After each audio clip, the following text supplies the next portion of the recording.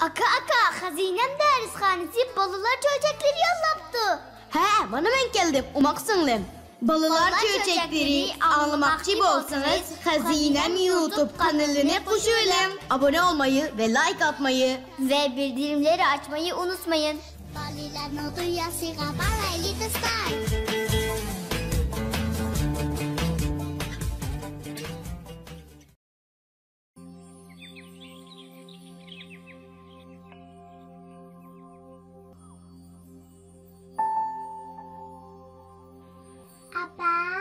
Oma kızım. Siz küçük vaqtingizdagi cho'nglardan sizga aytib bergan hikoyalardan bir hikoyani aytib bering ha.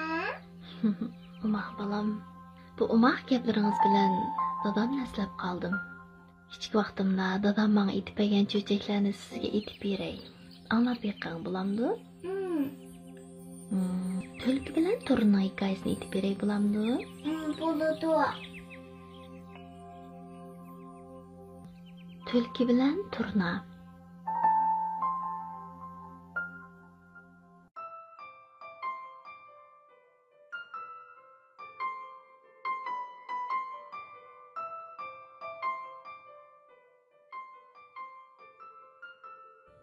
Tulki bilan turna inoq do'stlardan ekan.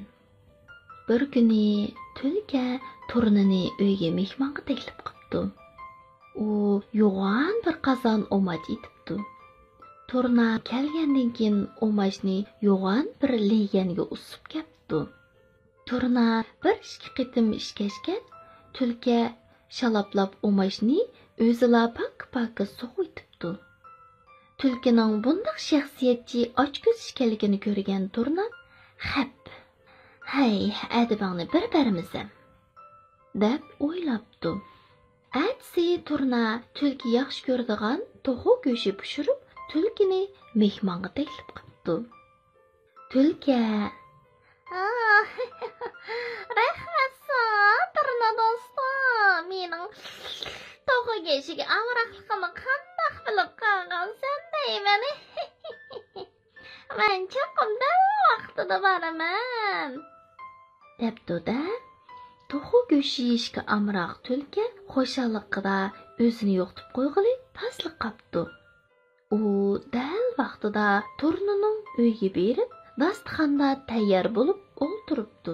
Biroq Turna to'g'ri go'shini tulkining to'mishqa patmaydigan, bo'yni ham inchika, ham uzun bir ko'mzakka silib ichqibdi.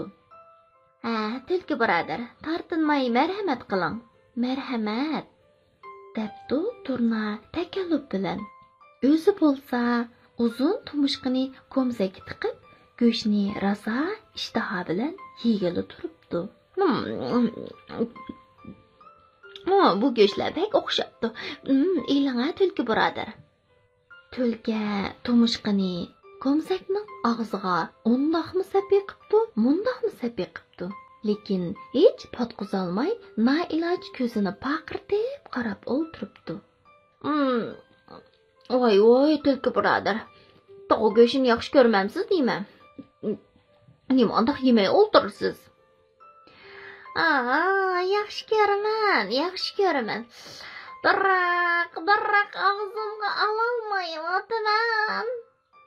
Tulka bu gapni deyish bilan tanlab, tunigangi ish esiga kelib, xijillikdan beshini tuvan sotdi. U Turnaga o'zining xatoligini tuzatishga va'da qildi. Shuningdan keyin ular topgan esil narsalarni tang yeydigan bo'ldi.